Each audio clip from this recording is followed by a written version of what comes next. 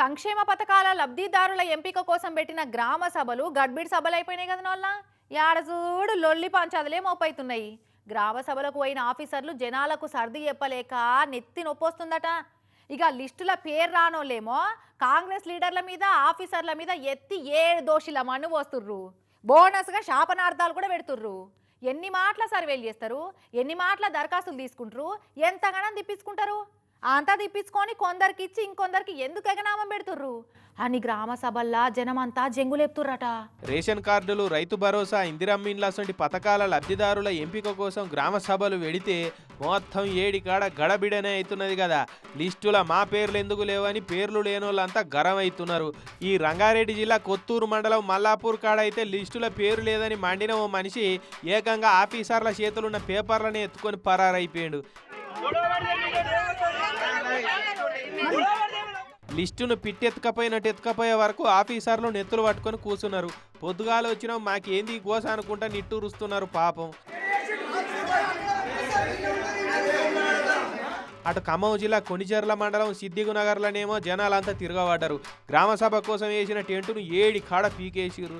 లిస్టులో అర్హులైన వాళ్ళ పేర్లు ఒకటనున్నది, అన్ని ఉన్నోళ్ళకే వచ్చినాయి అనుకుంటా మండిపడ్డారు. కరీంనగర్ జిల్లా గన్నేరువరం మండలం కాడ పెట్టిన గ్రామ సభల లిస్టులో మా పేరు లేదని గొటకొట ఏడవ పట్టింది ఈ అక్క.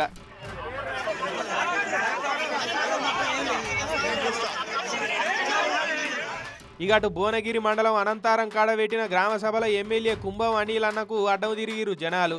పతారం ఉన్నోళ్ళకే పథకాలు వచ్చినాయి, లీడర్లు ఎంబడి తిరిగిన వాళ్ళ పేర్లే లిస్టులు ఉన్నాయి అనుకుంటా జనాలు మర్రబడ్డారు.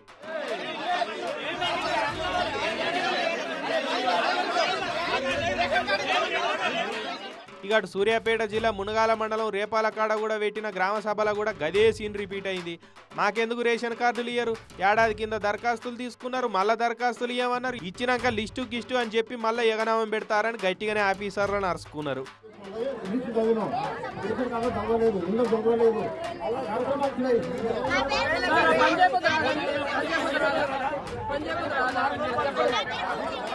ఇక అటు యాదాద్రి భువనగిరి జిల్లా గుండాల మండలం తుర్కలషాపురం కాడ పెట్టిన గ్రామ సభలో కూడా గట్లనే జనమంతా గరమయ్యేసరికి కాంగ్రెస్ లీడర్ ఉండి ఆఫీసర్లకు మంచి సలహా చెప్పిండు.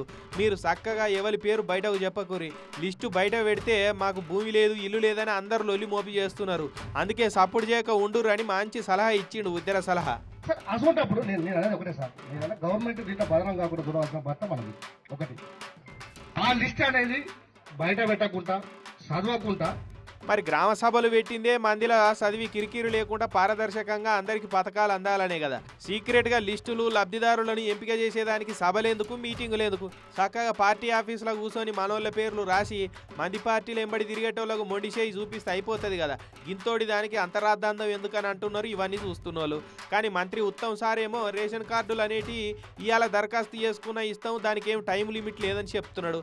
మరి అట్లయితే సభలు పెట్టి కొంతమందిని ఎంపిక చేసి మంది అందరూ తనక సచ్చేతందు కానీ ప్రశ్నిస్తున్నారు లిస్టుల పేర్లు లేని జనాలు.